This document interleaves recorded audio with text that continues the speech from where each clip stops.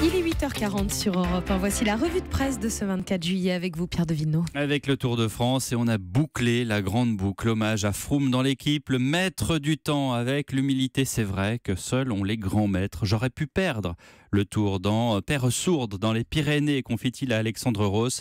J'ai réussi à cacher ma défaillance dans la dernière montée. Froome sacré en région également.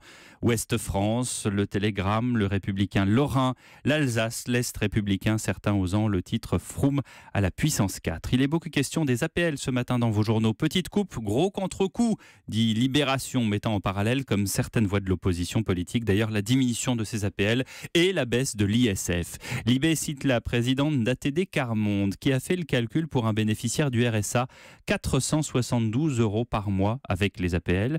Une fois toutes les dépenses courantes déduites, il reste 58 € pour se nourrir, soit 2 € par jour, d'où l'importance de ces 5 €. L'UMA de rappeler que 75% des bénéficiaires appartiennent aux 30% des ménages les plus pauvres.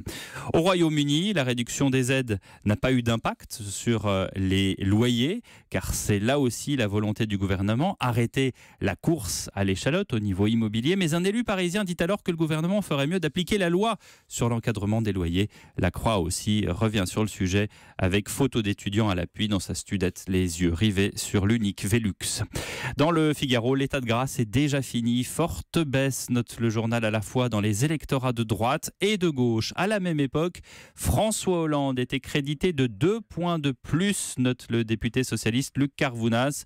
Laurent Geoffrin, dans l'IB, appelle Emmanuel Macron le président du couac 40. Les fantassins d'En Marche, écrit Laurent Geoffrin, promettent l'avènement d'une démocratie radicalement neuve. Entre-temps, 5 ministres ont démissionné pour cause d'affaires de financement plus ou moins louches.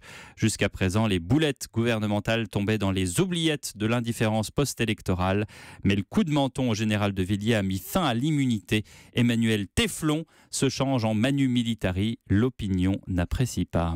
Ce lundi, les GMS attendent une décision de justice. Que peut attendre concrètement le tout petit équipementier français, alors que la concurrence, elle, est abyssale? L'opinion relate le succès des équipementiers automobiles français.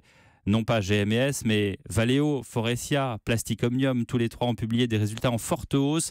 La croissance se situera cette année entre 1,5 et 2% pour le pays. Beaucoup plus pour ces trois équipementiers.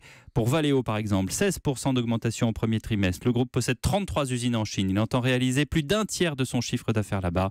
Les deux autres sont dans la même veine. Alors, que reste-t-il? Voler? Braqué comme O.J. Simpson à Las Vegas, pas loin. Dans le Parisien, page 10, ce voleur compulsif, passionné d'art pendant 2 décennies, il a écumé les hôtels, les musées, les expos pour amasser plus de 500 œuvres, surtout dans le Vaucluse. Des tableaux, des bronzes, toutes sortes d'objets, des casques, des statues. Un serial cambrioleur au modus operandi le plus classique au monde. Un chapeau et un long manteau qui lui a permis de dissimuler des objets très lourds, comme ce marbre pesant une 40aine de kilos. Et comme un fétichisme, il a même pris soin d'inscrire parfois sur certaines pièces la date et le lieu du vol. Europe 1, il est 8h43. Dans un instant, Nicolas Canteloup.